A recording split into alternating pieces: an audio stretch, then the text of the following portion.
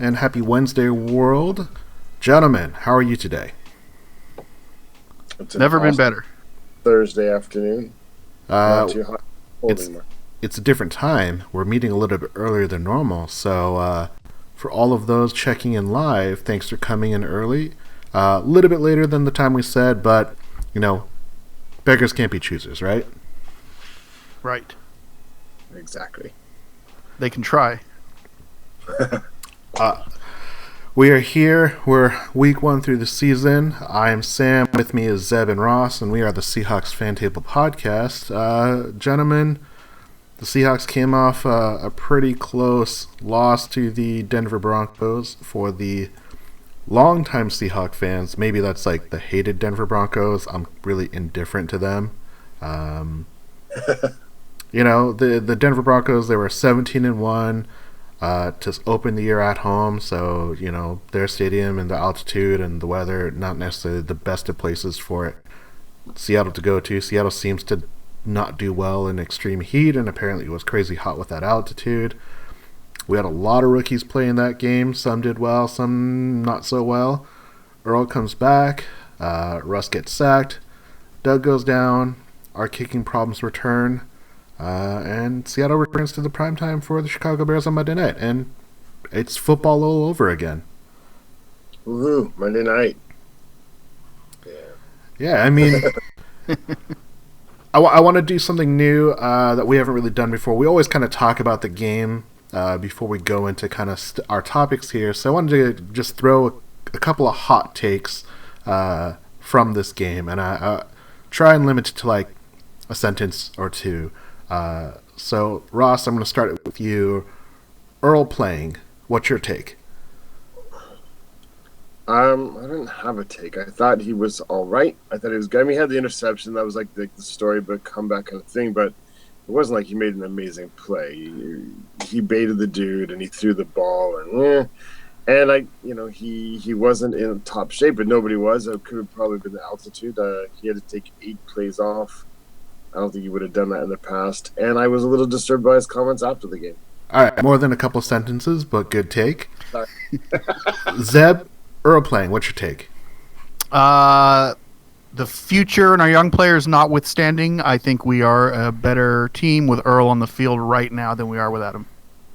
I was happy to see Earl. I know there's a lot of drama behind the scenes, but when he played, I thought he played well. Ross, best rookie. Disley, I don't think there's a debate there. That's the most shocking rookie. All right. Out of nowhere. Zeb, best rookie. Well, since he said Disley, I'll say Dixon. I'm going to have to go with Ross and say Disley. I did not expect the first touchdown, sure, no problem. But that second catch that he had that went like 69 yards, that was a great play. Fantastic. I mean, he was like a pinball machine. Yeah. Awesome. It was so good to see. All right, Ross, worst rookie. Well, sorry, Griffin, but that was you. That was embarrassing in the first quarter. Sorry. Zeb? I was hoping for the storybook ending or the storybook continuing, but ow. Magoo. doesn't even get do addressed. anything. He didn't help at all. He did nothing. Dude, he was still helping the scout team. Yeah, I mean, I think worst rookie has to be Griffin, but I don't think you can even say anyone else had a worse game. Penny was productive in the passing game, so it has to be Griffin by default, unfortunately. All right, last take, Ross. What was the game-defining play to you?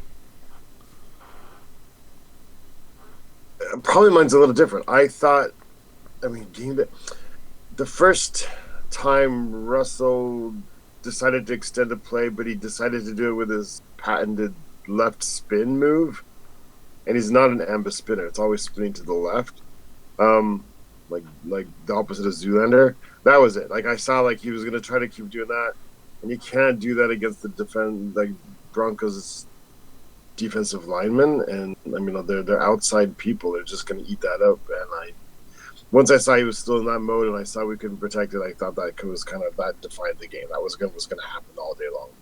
Okay. Zeb, what defined the game for you?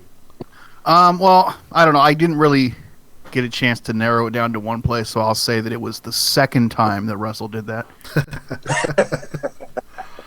The play that I think defined the game was the incomplete ruled a touchdown. Started as an incomplete pass.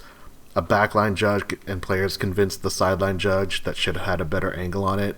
That was a touchdown, and it was a play that if it were ruled incomplete, they wouldn't have been able to overturn it and turn it into a touchdown. So I think that defined the game more than anything else. That's fair. Yeah. I mean, that was impactful. I don't know. I mean, it didn't. I guess you have to define your terms. What do you mean by defining play? But yeah, that was huge, obviously.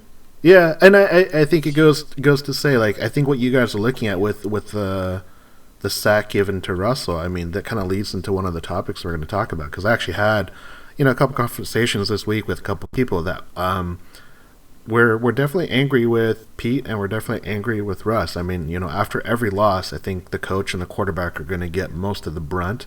But it was interesting to see, and I think what that is maybe that says a lot about where Russell is going into his 7th year, where he's not really catching people by surprise anymore. Right. I mean, it's partly that, and it's partly like you have to understand who you're playing against. He has so much confidence in himself that it can go over the top, right? He has ultimate confidence in himself, and you have to. If you think you're an NFL starting quarterback, you have to have ultimate confidence. But you still, at the same time, do have to consider who you're playing against. If you're playing against a C grade, B grade, B plus grade defensive end, I think even this year, 7 years on, he can still do his spin move. But when you're playing against the elites, when you've got Chubb on one side and Miller on the other, you have to understand both the game plan of the Broncos and how they're going to play you. You need to step up this game. You can't spin out, because as soon as you spin out, I played dodgeball, and you see people try to dodge by turning their body as well. You're actually occupying the exact same space. You can't dodge that way. When he spins, all the defender has to do is recognize that he's going to spin, and instead of keep going on the trajectory, all they do is veer to the left, and they're going to be right where he ends up. Yeah. And he has to understand that we all know that. Most people can't adjust in the middle of a game, right? Like, when you're in a game, you're in a game. But the elite defensive ends and outside linebackers, this game slows down for them as well, right? Yeah. And they can make those adjustments. He's got to adjust. I'm not mad at him. I just think he has to adjust. Overall, what was your guys' feeling about the game? Good, bad, happy, sad, optimistic, pessimistic? How would you characterize the way that you looked at the game? Zeb, what did you think? Well, I think overall the outcome wasn't all that different from what I was expecting to see. I thought maybe we could have held them to one of those touchdowns to a field goal and won the game, or we could have made a field goal of our own and had a better chance at it. You would think. but I think there was things that made me happy. There was things that I was excited to see. That it was good to see Carson running the way he did. It was good to see Will Dissly become a weapon in the passing game. And then there was also some things that were super frustrating, not being able to convert on third downs, and conversely not being able to stop them from converting on third downs. Because kind of like expecting new things going into the season and kind of seeing the same old thing from the last couple of years was a little bit disheartening. But again, I didn't go in with the greatest of expectations anyway, so I think there's a lot of room to grow, and I did see quite a few things that were encouraging. So hopefully we can build on those things. Russ, what about you? We're going to talk a little bit more about kind of what this game says for this entire year, but what's your quick take after this game as a whole? I don't know. I thought that game was really pretty much what is it called? A Rorschach? The ink blot test? What is that called? Yeah, Rorschach test? Yeah, I thought it was if you are kind of down and afraid and coming into this year with trepidation, then you had lots to back it up. If you came into this year optimistic and thought we're going to be better than what people think and have been writing, you had lots to back that up.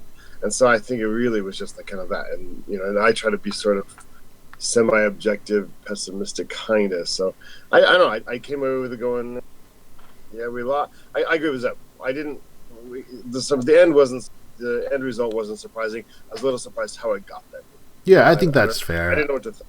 And even though Ross is using the big $5 words, I think ultimately what it comes down to is that you saw what you wanted to see if you were on the plus side or if you're on the negative side. And I was on the plus side saying, like, it's a tough game. Case Keenum is a quality NFL quarterback. He proved that last year. I think he has a chance to show that he is a quality quarterback and not just like a one-hit wonder, because I don't think anyone ever envisioned Minnesota being like a quarterback-led guru team, that they're just Mike Zimmer is just creating great quarterbacks. I think Case Keenum got to play in a system that worked well for him. It looks like Denver's kind of doing that same thing. So, tough loss. Wouldn't you say the person who comes off worst is like Jeff Fisher? I mean, like years, like now, he had 1 year, Case Keenum had one good year in Minnesota, and now he seems like he's going to be a legit quarterback in Denver. Maybe not top 10. He's good. He's an NFL quarterback. Yeah. But he looked so awful for years in with the Rams, and so, like, I think it's just like a huge indictment of Jeff Fisher. For sure. Case Keenum is solidly between, like, mid-teens to, like, 20th best quarterback in the league. I think he's definitely slotted in, and depending on how he has in a particular year, he could definitely move up or down. But he's a true middle tier quarterback that I think if you've got a really good team around him, they could do well, as shown what they did with Minnesota. When you have a terrible coach like Jeff Fisher, yeah, that's going to bring everyone down because the guy doesn't know how to coach, which is obviously always a big problem. All right.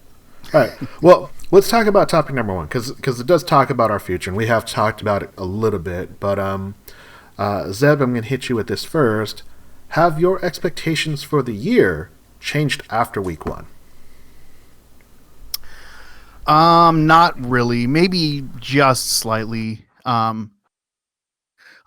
I didn't really have expectations coming in, and I don't feel like that one game is enough to show me anything to really change my mind. I might be willing to accept that 7 wins we might not be able to quite get there. I honestly, I think anywhere between 5 and 10 wins wouldn't surprise me. I hope it's not 5. Like, that's not going to be any fun for anybody. But I was kind of expecting this season to go in somewhere in between the 7-9 to 9-7 range, and if anything's changed, is that I think maybe there's a little more wiggle room there, and hopefully for the better. Like I said, there's a lot of room for this team to grow, and there was some encouraging things in week one. So if they are able to capitalize and get better, you have me. Who knows? 7, 9, 10 wins possibly. Man, you're using a lot of low numbers over there. I don't know. I don't think anything's changed all that much.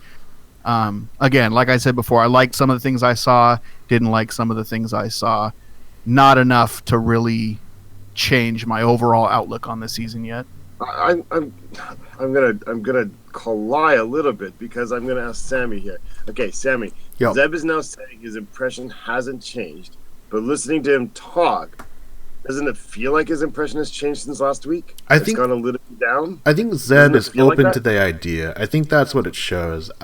Because one, there are so many unknowns, and Zeb is, again, I'm reading into what Zeb is saying. He's saying 1 week is not enough to know exactly what it is, but right. But I'm saying, like, doesn't he sound like a little bit down on them than he did last week? Yeah, I think so. But I think it's fair to be after a close loss. No, I'm not saying he should. I'm just saying. I mean, he's saying his impression hasn't changed, but I'm saying, Zeb, I think you're a little bit more down on him. All I'm saying is that my floor of 6 to 7 wins could possibly be down to 5 now if things go really bad. Okay, but you're still not surprised if they actually get all the way up to 10? No. 10 wins. Okay. No, it wouldn't surprise me at all. Okay, so the floor is potentially a little bit lower, but the ceiling is still pretty relatively high.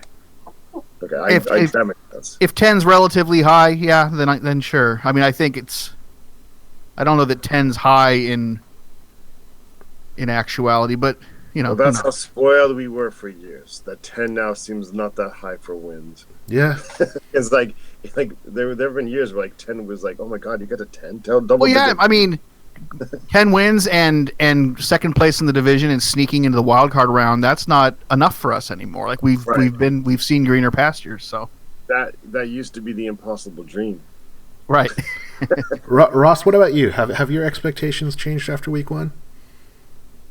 I have a boring answer. It's just like I don't know. I don't know what this team is yet. I have no idea. I don't know.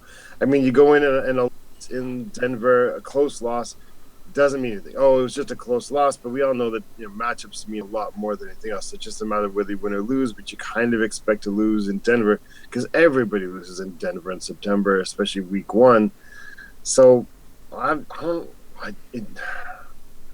if in the morning when I wake up and I'm feeling fresh and I'm happy, I feel a little more positive. And, I have a bad day and stuff bad happens, and I look around and I go, feeling pretty negative, and I go like, the Seahawks might suck too. I mean, it's just, I don't know what to do. I don't know what to expect. I don't know. I'm staring 8-8 square in the eye.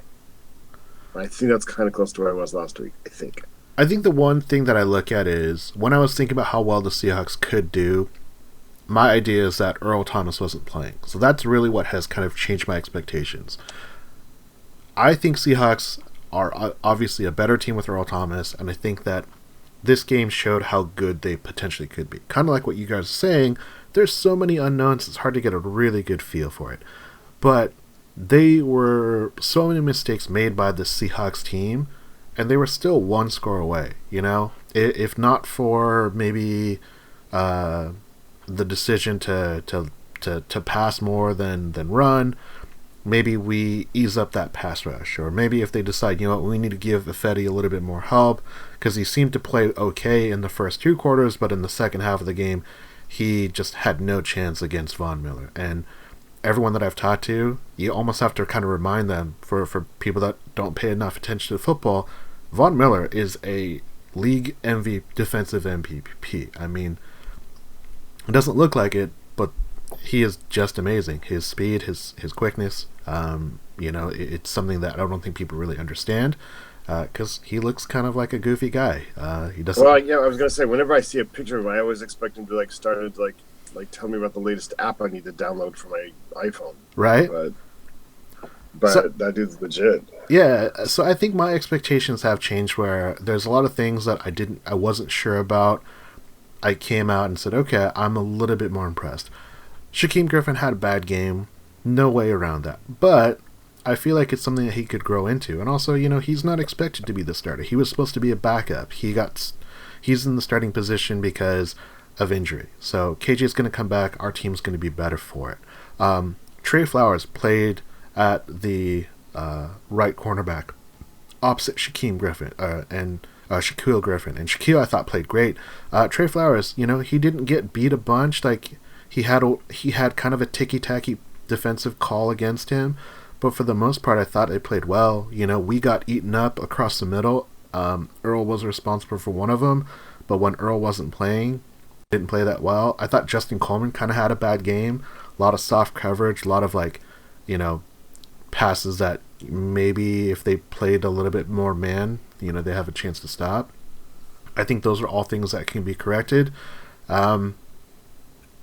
I think the biggest concern, the biggest thing that will definitely hold the Seahawks back is what's that pass rush going to look like? I think if they don't figure out what that is, that's what's really going to hold them back, especially on a road game like this, where they can't use the crowd to kind of help give them an extra slight edge, whereas, playing in heat and high altitude, maybe that's just not a good recipe because they don't have that rotation right now.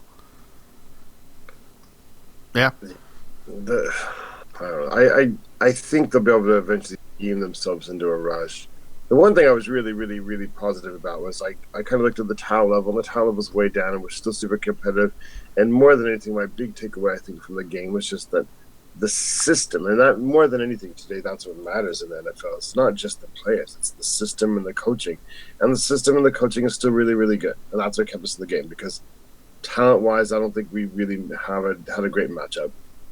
But to keep it that close and to have an opportunity to win the game is a testimony to Pete Carroll and the system he puts into place and the excellent coaching of the players. Final question before we move on. when the Seahawks were able to get that third down stop and get the ball back with about a minute left, were you 50-50 on the fact that we might be able to get a field goal, or were you saying, like, we've got a good chance, it's a toss-up, or we have no chance? Where were you guys at that point? I thought we had the game because that's what you're used to. Russell gets the ball there, and that's the situation you want, right? You got a minute left, and you got we had a timeout left, I think. They didn't have any timeouts, but they got a first down on their first play. Right. That's where Russell usually, like, that's where he makes his money. That's where we're making hay, and the whole game was just off at that point, right? So, Zeb, what about you? What was that fumble? Where were you? Did you think the Seahawks had a chance to win that game? I was cautiously optimistic. I didn't feel like they were about to show me some magic. It just didn't have that feel to it. Hopefully that'll change. I thought after they made that first completion, I thought, like, oh, Broncos are on their heels. We're going to win this game. But then just a couple bad plays, couldn't get the ball together. False start. It fell apart real quick. Runoff. Yeah, it fell pretty far off, but I thought they had a really good chance. All right, well, speaking of Russell Wilson, that brings us to topic number 2. Ross, we're going to hit you up with this one first. Topic number 2. Are you ready to commit to Russell long term? And we're talking about he's got a contract. You know, there's been contract talk going on. Other quarterbacks are getting paid. Where are you with Russell Wilson? No, but nobody wants my opinion on this because you know me. I don't look at it the same way as everybody looks at it. Everybody else thinks you have to have, like, your premier awesome quarterback, and then you do anything. Everybody else wants to follow the Peyton Manning system of Super Bowl winning, where you find your awesome quarterback and you pay him whatever you have to pay him, and then you do your best to build around him, and then you go to the Super Bowl if you can. And I don't think the NFL works like that. I think it's like a huge, like, a misunderstanding of the game.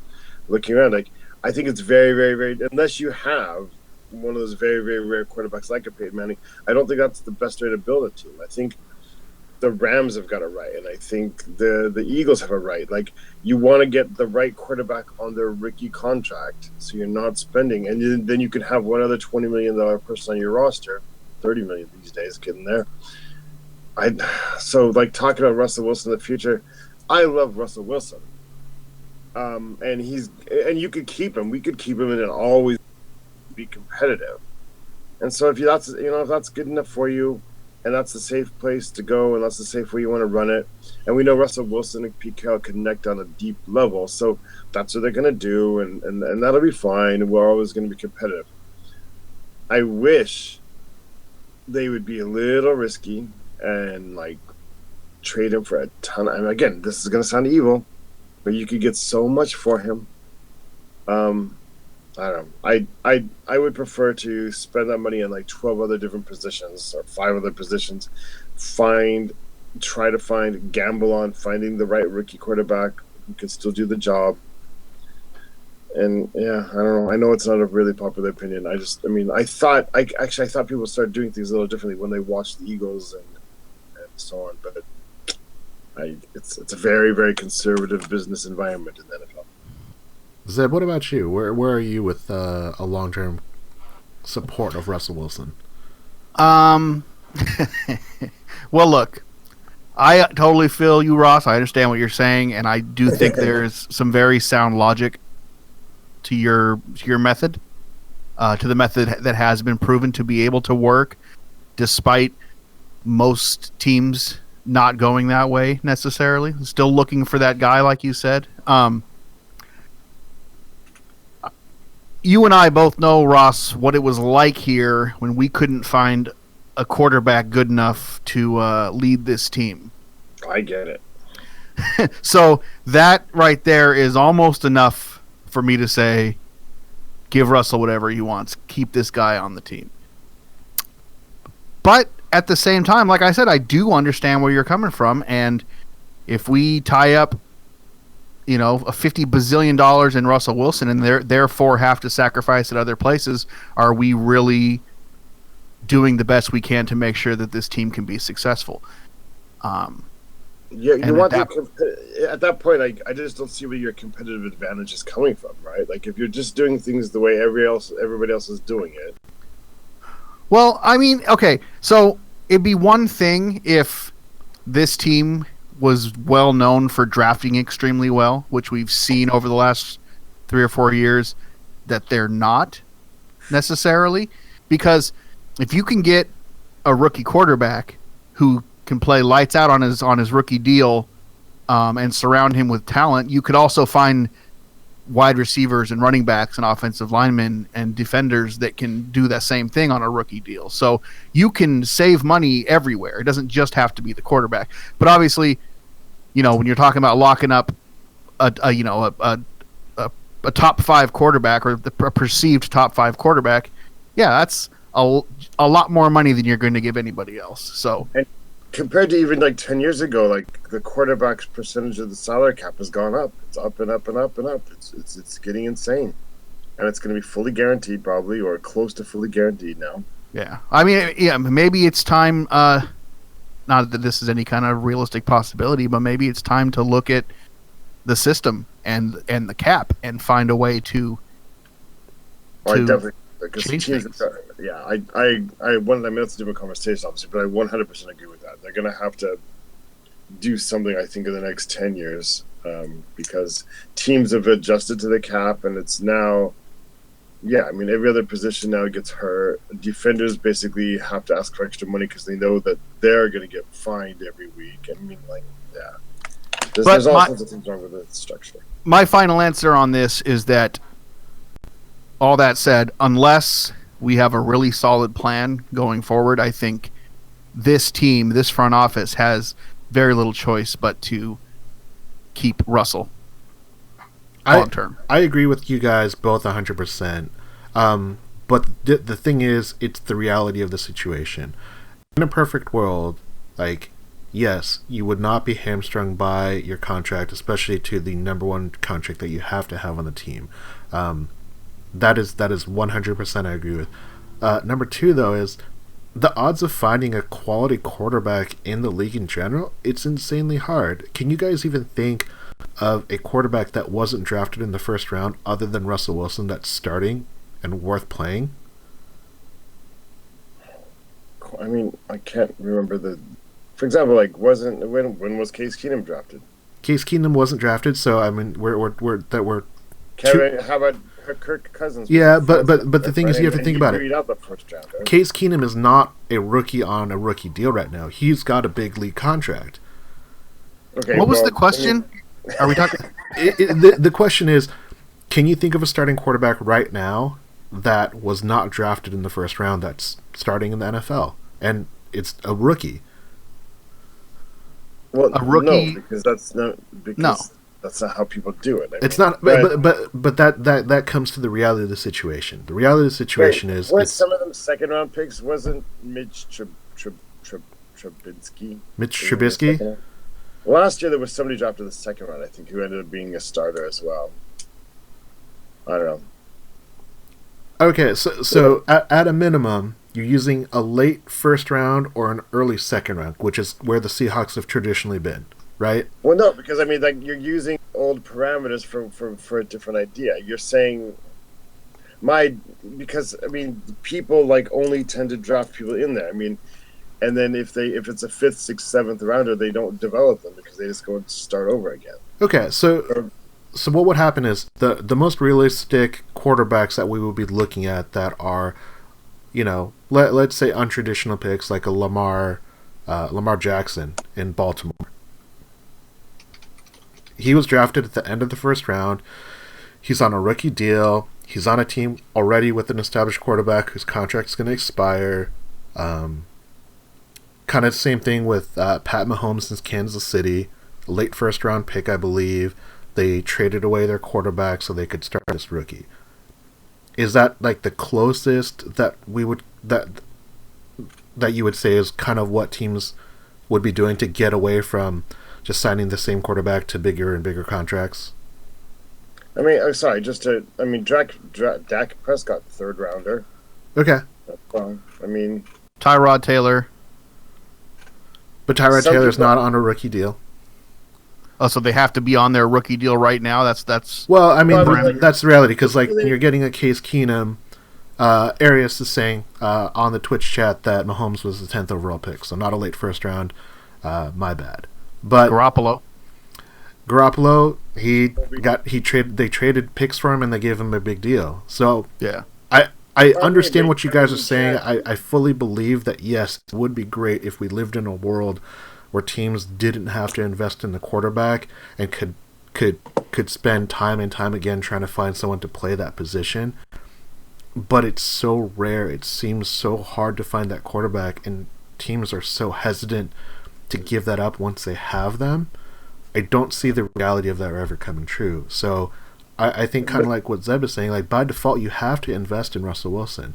There's so many positives that he brings to the team. Though, because I don't know. But you also, Ross, I know you understand where we're coming from as well. We're not saying that you have to do it this way. I mean, again, I think it's very, very much like the sort of Peyton Manning style of building. Like, there's only people think like it's a quarterback-driven league, and that's true to a large degree.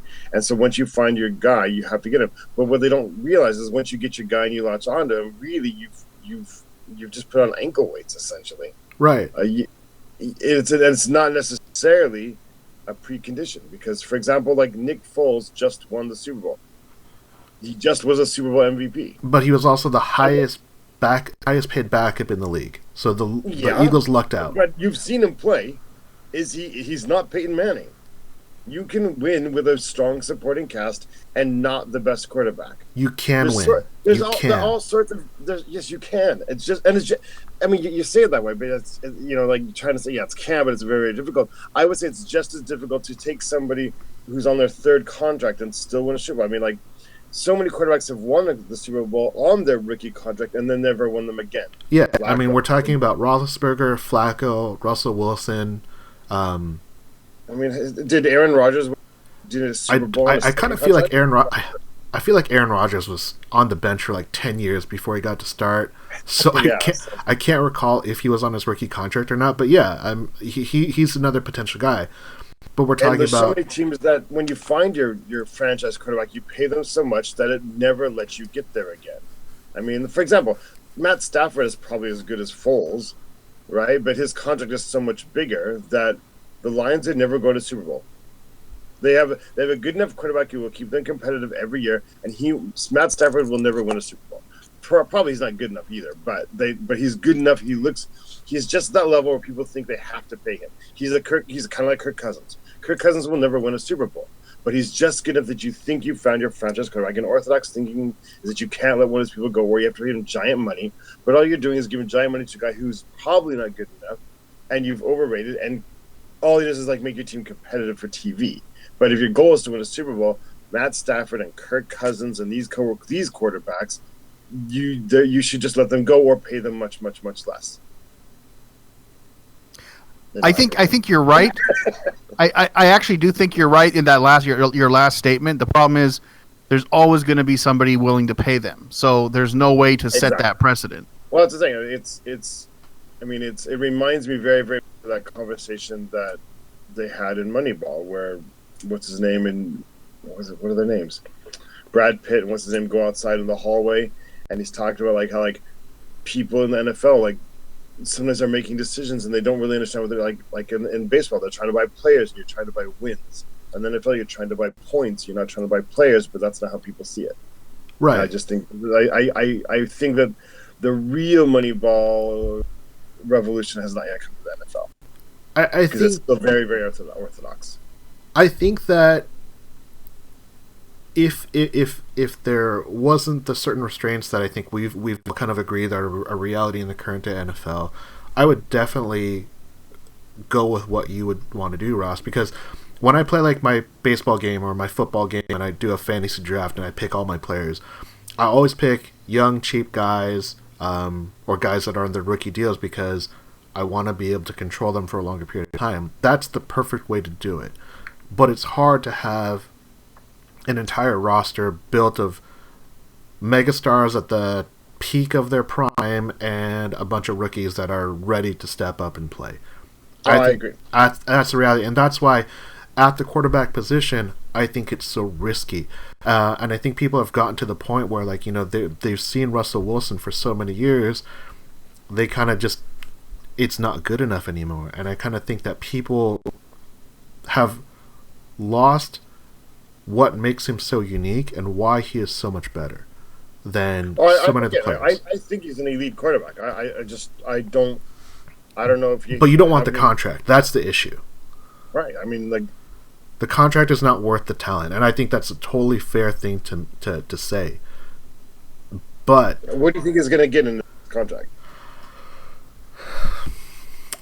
28, 29 a year. Well, I think it'll go higher than that. I mean, it depends on when he signs. I mean, there's so many other guys that are going to come up in between now and then. But yeah, I mean, he's got 2 years left on his deal. Yeah, 2 years left. Yep, this if year. If you trade him, what would you get? Yeah, I mean, you trade him, you could probably get a steal, but and then take a couple first rounders and then just use a 6th and a 7th and draft a bunch of quarterbacks and see what you get, man. Save a bunch of money. Save a bunch of money, but I don't know if you have a quarterback that could be anywhere close to reasonable or even acceptable. But again, is your goal to win the Super Bowl, or is your goal to be good every year? Because it's two different things, isn't it? I think it is two different things. The Lions play to be good every year.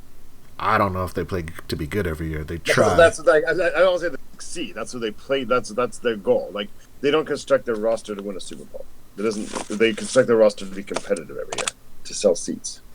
If you're trying to win a Super Bowl, you got to be unorthodox. You got to find a competitive advantage because everybody's out there doing the same thing. You can't win that way. Or you can, but it's very, very difficult. All right. Well, this is actually a good segue into number 3 because we're talking about what potentially our future could look like, and this comes from the Twitter sphere. So, shout out to GrindJoint9. He actually DM'd me on Twitter and had some really wonderful things to say. So, shout out to this fine person. I'm assuming it's a dude. So, gentlemen, thank you very much. But in his conversation that he wrote, for topic number 3, the Hawkscast Corner, if the Seahawks were to miss the playoffs, would you on a personal level want to see them on Hard Knocks? Or would you rather keep it well away? Zeb, I don't know if you've watched Hard Knocks. For those of you that don't know about Hard Knocks, it's a show on HBO, and it follows the NFL team through the preseason, so you get a lot of in-depth look at a team that you wouldn't see normally. What's your take on this question, Zeb?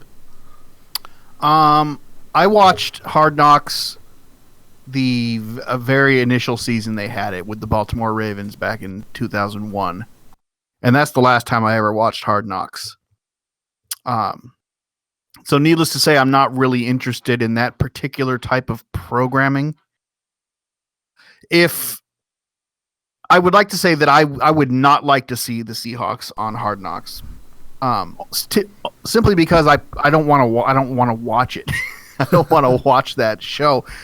However, if they were to put the Seahawks on Hard Knocks and I did watch it and I ended up enjoying it, then I'd be totally happy that they did that. Russ, what about you? How would you feel about a Hard Knocks Seattle edition? I've never actually watched Hard Knocks except for highlights, but I think I'd be all over it. Is that like a weekly show or is that a daily show? It's a weekly show. I think I'd be really into that. How long is it? It's just like 4 weeks then? Oh no, weeks? it's like because they record it well into training camp before the preseason starts. So it's like, how many weeks is it? It's quite a few episodes. I mean, 2 years ago they did Jeff Fisher and the Rams, and right. They showed some cool stuff, like some scandalous stuff in that, right? Yeah, they showed in Hard Knocks that this dude parked in Jeff Fisher's parking spot, and they cut the dude. Harsh.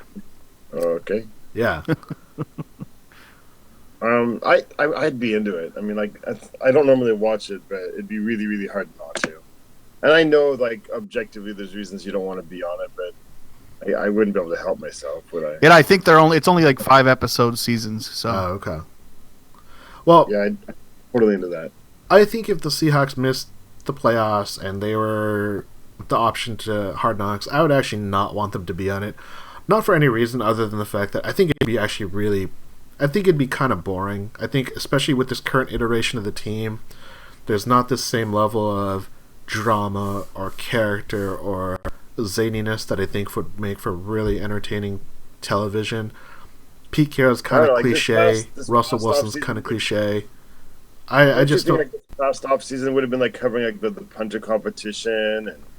Yeah, but I feel like it would have been quite interesting.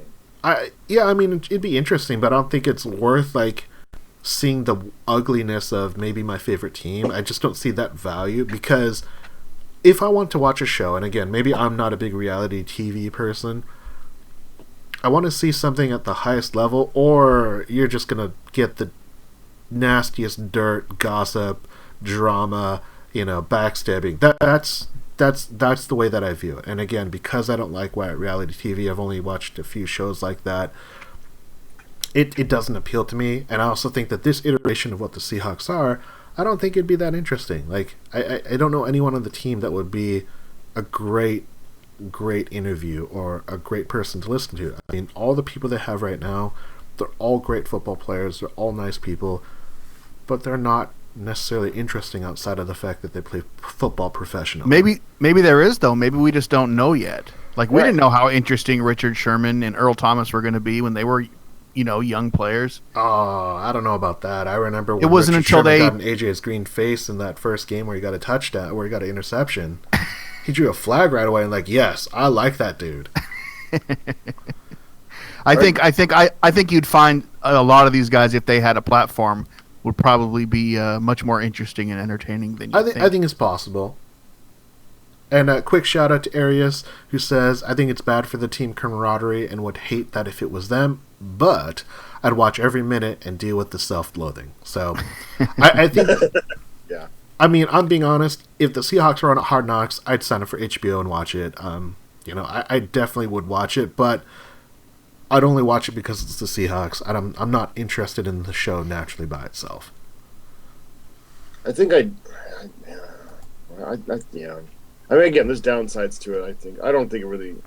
I wonder if it does actually affect camaraderie, but there's definitely downsides. I remember reading like one episode they actually had like a playbook open and like they could see it on the screen. Like, you don't really want that out there either. But I don't know, man. The chance to just like see Russell Wilson upload his audio file for the day for what he's gonna say, like. That'd be interesting. You just see Russell Wilson in the corner getting rebooted, like making sure that he has all the correct prompts in. Yeah. Like upload the Why Not Us file, upload the 1-0 every week file, put that in there, and then today we're gonna have the No Time to Sleep file. Okay, good to go. Let's go. All right. All right. Well, let's go to our last topic for the day. So, topic number 4, it's Monday Night Football, the Chicago Bears. So this one is for Ross. Are you afraid of Khalill Mack and that pass rush attack? They did end up losing to the Green Bay Packers. I thought Aaron Rodgers was going to be gone. That would have hurt my fantasy team, but he came back and he did what he does, and the Bears weren't able to do enough. They do. So everybody keeps talking about like this comeback that Green Bay made, but I don't know. It looks just as much like the Chicago Bears just just fell apart completely. Because like even at the end of the game, like Aaron Rodgers tried to lose the game one more time, right? Like he threw an interception like right to the Chicago Bears player, like hit him in the chest. It would have ended the game, yeah. It was like a minute 30 left. There's no amazing comeback, but I mean the Chicago Bears, despite having a slightly better roster and maybe a better coach this year, just can't escape like being the Chicago Bears. And outside of like a couple years, like in the 80s and like a couple years in the 30s, like is there a sorrier like history of any team? It's just I don't know. I Khalill Mack though doesn't scare me, but I'm definitely concerned for Russell. If I was Russell Wilson, I'd buy extra insurance this week.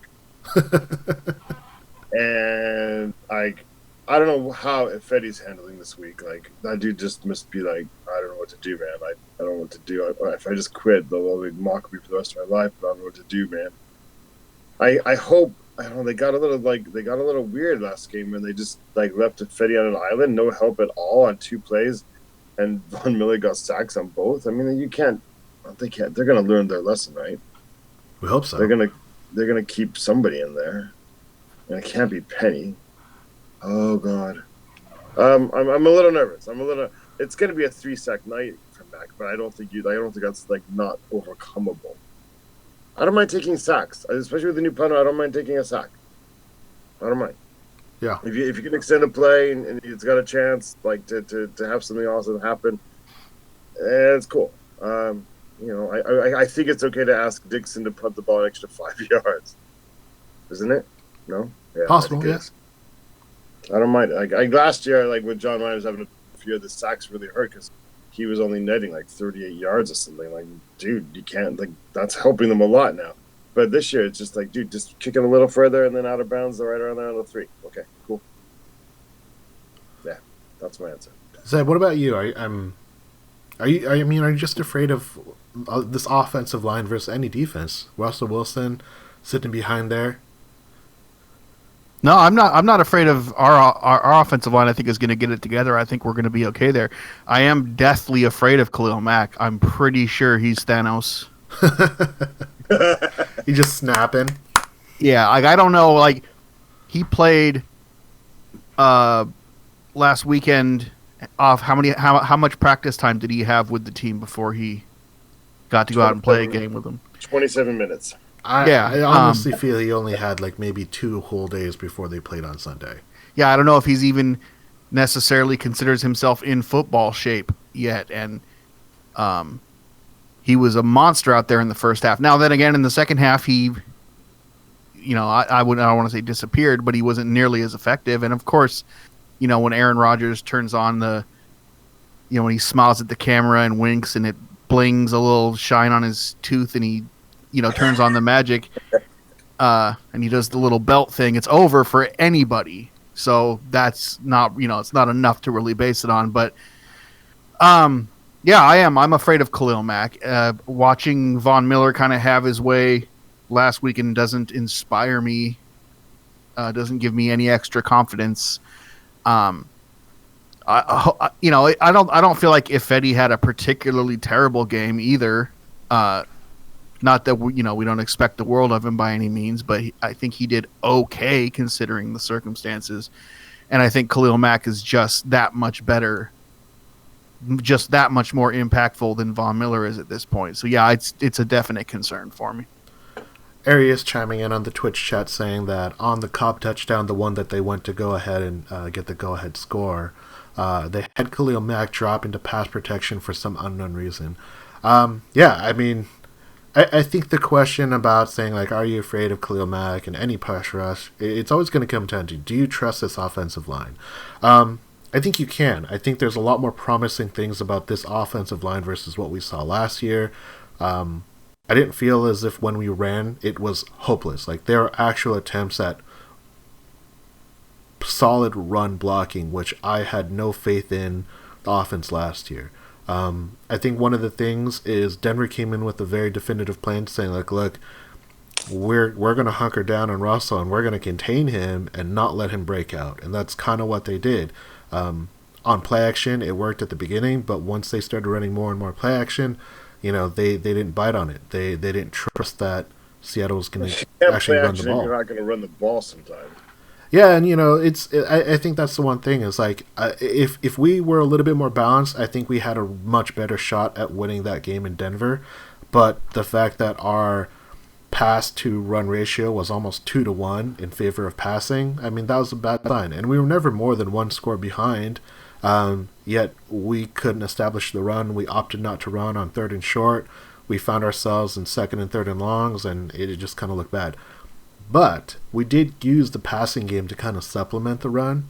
Chris Carson and Rashad Penny both had about 8 grabs, which is, that's a lot of yardage and catches that they had on the ground that they turned upfield, and they got really good yardage for that. So I am not afraid of Khalil Mack because I think the Seahawks, if they get DJ Fluker back, if they help Ifedi out, they're going to be able to run the ball a lot more effectively, and then it's going to really limit what the pass rush can do because Seattle just sitting back there knowing that that they have to pass, that's a bad position to be in. When you know the quarterback has to pass and you can just make your receivers cover and just beat up that offensive line, especially if you know they have a weakness, that's a bad combination. That's a bad spot for Seattle to be in under this current team for sure. Yep. Yeah. You guys ready for some predictions? I'm putting on my prophecy hat. All right. Ross is getting his prophecy hat on, so we're going to let him kick off our fan table predictions here. So the first one, as always, it's what's the final score, Ross? Seattle at Chicago. Keep in mind it's a Monday night, so that makes it 31-21 Seattle. Okay. Zeb, what's your prediction for this game? I believe I said 27-17, and I'm sticking to it. Who? Seahawks. I made that prediction in my Yahoo Pick'em league. Okay. So I'm sticking with it, is what I'm saying. Cool. I think the Seahawks are going to find themselves a little bit more committed to the run, and I think what it's going to do is going to really open their game up. I'm going to say that they're going to get a big score. I think Earl Thomas is going to play against a rookie quarterback, and he's going to, or not a rookie, but a young quarterback into his second year, and he's going to bait him into some bad throws. I'm going to say 31-17 Seattle. All right, prediction number 2. 31-17. Yeah. We almost had 31 points in that game. All right, I don't doubt that, but 17? Yeah, I mean... Well, I hope so. All right, we haven't talked about it a lot, but Doug Baldwin is out with a partially torn MCL, so rest up, Doug. What? So we're going to talk about who's going to get the most targets. This is limited just to receivers and tight ends. Most targeted player: Marshall, Lockett, Vanette, Disley, Moore, or Brown. Ross, who you got? Marshall. Brandon Marshall. Okay. Zeb? Lockett. I think you guys are probably right, so just to be different, I'm going to say it's going to be David Moore. David Moore is going to come in and get that third spot and is going to get a lot of looks because Chicago's not going to respect him, and he's going to get open and get some big grabs. I like it. All right. That's so weird. It was weird. They didn't have a wide receiver catch until the second quarter. Yeah, really, really bad. It's so funny because during the preseason, I was in training camp, I'm actually this receiver core looks pretty good. And then once it gets to real games and you're looking at real NFL rosters and everything, you're kind of looking at our wide receivers and going Retread, Marshall, Lockett, Moore, Brown. We don't. It's still not it's not a room full of super weapons yet. I think Marshall, Baldwin, Lockett, and Brown is a real solid 4. Yeah. But you need to have Baldwin healthy if they're healthy. And I still want to see what Marshall. I still want to see more evidence of what 2018 Brandon Marshall is. I think he's looking pretty solid so far. 4 grabs and a touchdown. Should have had 2. Yeah. Last side question: is Disley an anomaly last game, or is that kind of a thing they'll be doing this year? I think that 69-yard touchdown pass was maybe more of the anomaly, if you're going to say anything. But the dude's got soft hands. I mean, we saw it in preseason. He can catch. He missed out on that second touchdown because he got run down right before the pylon, and then he almost had a great grab, but just kind of it was slightly overthrown, or he didn't run under it well, and he kind of got his fingertips on it. But I mean, he's getting looks, and the fact that a tight end's getting looks, I think that's a positive thing. Yeah, definitely. All right. What is the pass to rush ratio going to be? Last week it was 14-33, so you can say whatever you want it to be, but that's just what it was last week. We had 47 plays last week. We had a little bit more than 47, but that includes the Russell runs. Okay. 25-35. Okay. Yeah, I hope it's somewhere a little closer like that. I don't know how many plays we're going to run. I'll say 27-37. I'm going to feel the run this week. I think the Seahawks are going to commit to it, even because they're going to get DJ Fluker back. It's going to be about 35 runs to 25 pass attempts. So big edge to the running game. 35 runs. I hope you're right. Yeah. All right. Here's a good question because this goes to me. Who's going to get more touches, Carson or Penny? Well, that's not a question now, is it? They were split on touches in that game last week. I don't think that's going to last, though. But Pete Carroll this week pretty much came out and said, Carson's our guy now. Okay. So. And I believe him. Okay. I think Penny will get some third down looks, and he's going to get like a series, maybe a half. All right. Zeb, what about you? Yeah, I think it's Carson. I think he. I don't know if I heard this or if I'm making it up, but that he was kind of struggling with the thin air up there, so they had to spell him a little more than they would have. I think they're going to commit to letting him get the majority of the touches. Well, I think the problem last week with him was he used up all of his awesomeness on one play. So. When we know what that was. Holy crap, did you see that? That hurdle was insane. Amazing. Like, just full speed, just hurdled that dude. Like, what? And like, he didn't even touch him. All right, the dude, it wasn't like oh my God, it was cleared him. And still turned upfield. It was like Vin Baker. Oh, no, Vin Baker. No, that hurts. I think it should be Carson. Carson has proven himself to be very capable. I think it's going to be, instead of a 1-to-1 split, it'll be like maybe a 2-to-1 split in favor of Carson, which I think is solid. I think that in order for them to succeed, they're going to need to run the ball effectively. That means that they need to get Carson and Penny going, and I want that to be kind of their design. How many teams do you have Penny on? I have Penny on, I think, 2 of my teams, but I have Carson on 3. Oh, okay. And most of the teams that I have Carson on is because Penny is my handcuff. Oh, okay. Bounce back game for Shaquem, yes or no? Unfortunately, no. All right. I think if he has the opportunity this week, he'll make the most of it. Will he have the opportunity? I don't know. I'm in agreement with both of you. I don't think he's going to start. I think Austin Cleacher is going to come in at that weak side linebacker if KJ can't play, and doesn't look like he's going to. I think he has a chance to make a bounce back on special teams. I think that's really where I want to see him succeed first a little bit before he's getting like full-time reps with the base defense.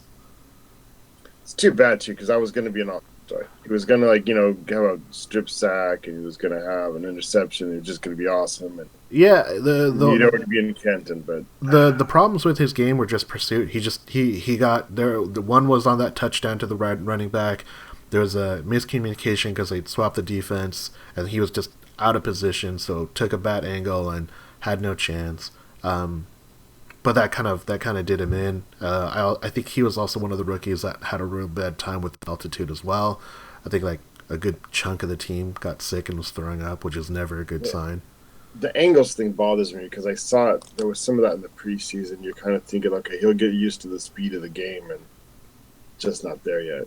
That's really concerned. I mean, I think it also depends on like what they're gonna get him at. If he's just there to try and rush the passer, which is his kind of experience in college, or if he's supposed to be more of a coverage guy.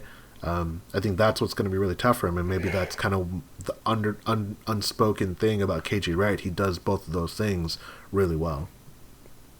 The unspoken thing about Shaquem, though, is, and nobody wants to talk about this, is and this was the concern, there were 2 plays probably where the hand thing actually really did come into play, where he could have made a play if he'd been able to get more grip. And I mean, I don't want to be the hound on it. I'm just saying there were some more, people warned about that. So I think he can overcome that. I think he can overcome that if he gets the better angle, but I think that is definitely a fair thing to bring up.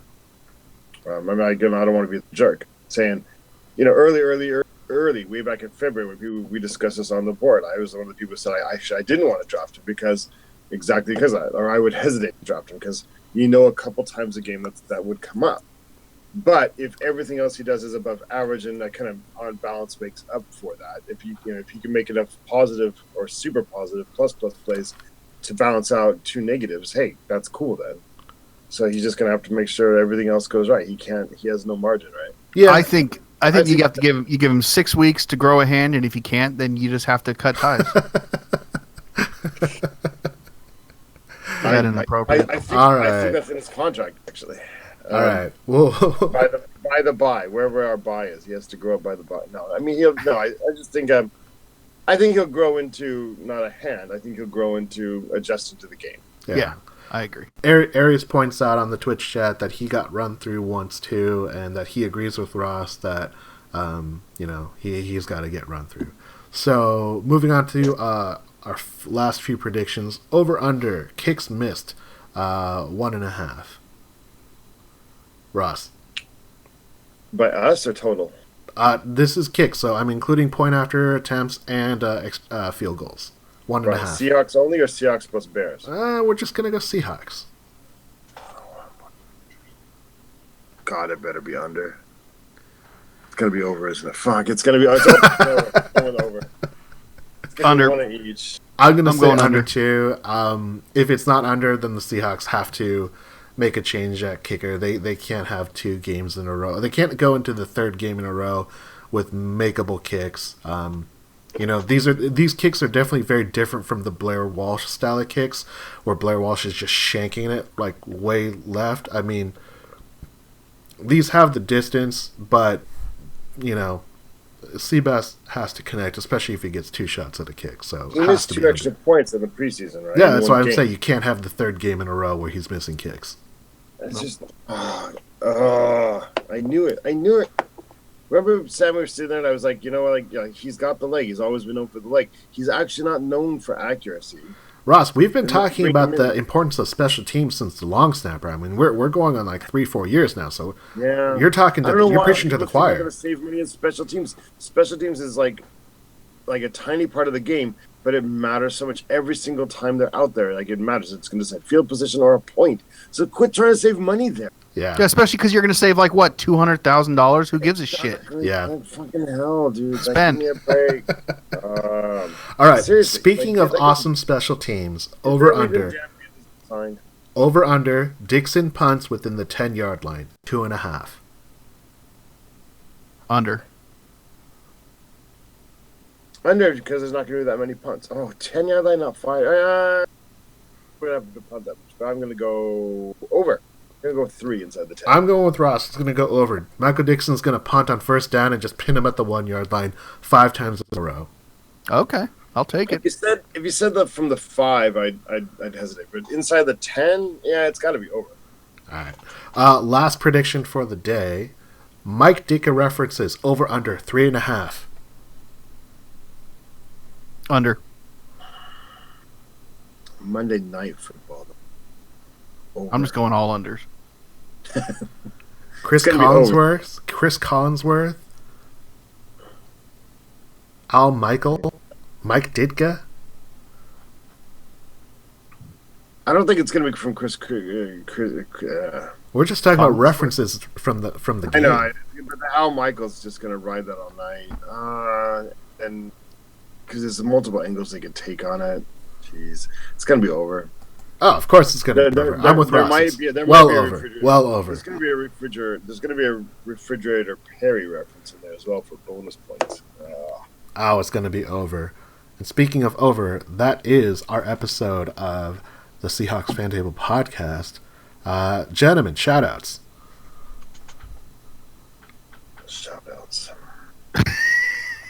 If you want a shout-out from Ross, tweet him at the Vet of the Moor. What? At Vet of the Moor on Twitter. Tweet at Ross, and he will shout you out at the next podcast. I'm not big on shout-outs. So. That's why it's big. If you tweet him, he will shout out. Shout out to my postman who own initiative yesterday came back after 6 o'clock to drop off my Diet Pepsi. Whoa. The Diet Pepsi He's just kind of gotten in his mind. So now, like, on his way home from work, he just stops at my house and drops off my stuff. It's pretty awesome. That's nice. A worthy shout out right there. See? So there you go. Japanese Postal Service. Awesome. Zeb, any shout outs? Shout out to DJ Spark and DJ Wheels, and rest in peace, Mac Miller. All right. Shout out to Ross and Zeb for joining us on the podcast. Shout out to Grindjoint9 for the awesome Hawkscast Corner. Shout out to Arius. Tony, thank you for checking with us live. Hopefully this new time works for a lot of people. 9 o'clock, it's a new thing. Let us know if it works. You can find us online at hawkscast.com. That's our forum. Seahawks Podcast on Twitter. Seahawks Forum on Twitter. Seahawks Fan Table on Facebook. Thank you very much for joining us, and go Hawks. Go Hawks. Hawks.